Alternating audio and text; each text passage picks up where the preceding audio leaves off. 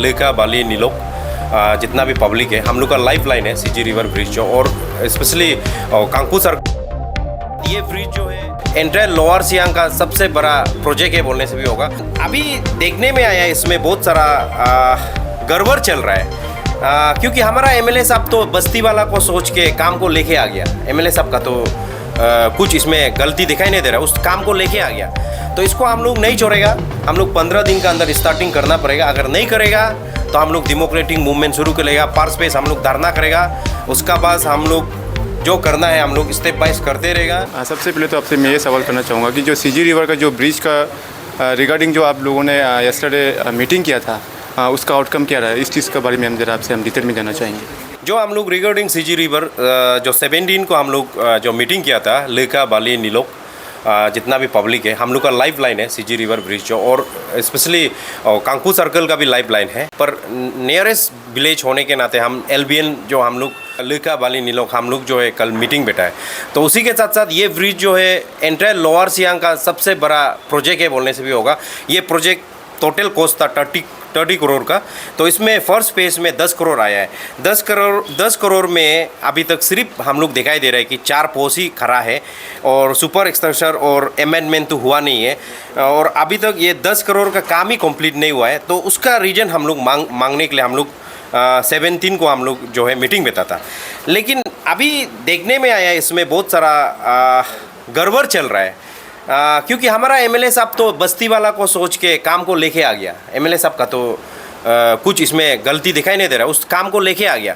तो डिपार्टमेंट लोग क्या कर दिया और कहाँ चला गया और हम लोग का मतलब कैसे हो गया, हम लोग इसलिए डिपार्टमेंट को क्वेश्चन करना चाहता है। सबसे पहले बात आप देखिए 2019 को ये जो है 30 करोड़ का ये प्रोजेक्ट जो है सीजी रिवर का ये हमारा एमएलए साहब लेके आया है।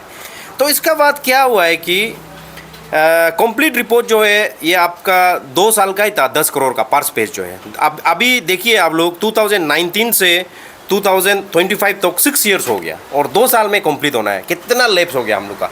तो इसलिए हम लोग बहुत दुख है एंटर लेका बाली नीलोक, और इसी के साथ साथ कांकू सर्कल भी बहुत दुख है, और लेका बाली का जितना भी पब्लिक है बहुत दुखी है। इतना बड़ा प्रोजेक्ट क्या हो गया आज का डेट में, इतना मीडिया कवरेज होने का बाद भी हर जगह आजकल यही चल रहा है। जितना भी लेका बाली पब्लिक है सबको रिक्वेस्ट कर रहा है आज आप लोग भी और हम लोग सब मिल के इसको बड़ा ज़ोरदार से एक बार प्रोटेस्ट करना पड़ेगा जैसे लग रहा है। तो इसके लिए हम लोग जो है कल एक रेजोल्यूशन लिया है।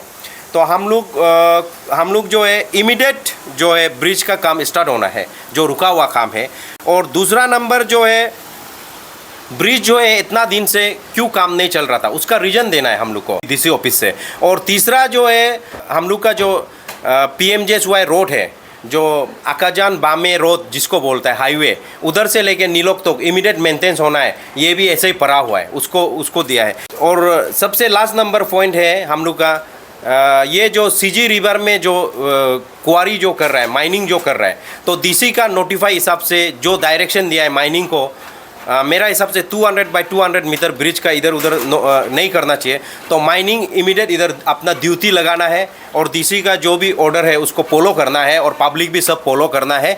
अगर इसको ये ऑर्डर को नहीं मानने से इमीडिएट केस रजिस्टर करना है किसी को भी, तो माइनिंग का साथ है, हम लोग डीसी का साथ है। अगर माइनिंग और इसको दिला छोड़ देगा तो हम लोग माइनिंग का अगेंस्ट भी जा सकता है। सबसे इम्पोर्टेंट बात है ये हम लोग का, आप भी जो बोलने का ये रीज़न ये है कि देखिए आप लोग सब देख रहे हैं लेका बाली नीलोक और इवन कांकू सर्कल बहुत तकलीफ में है।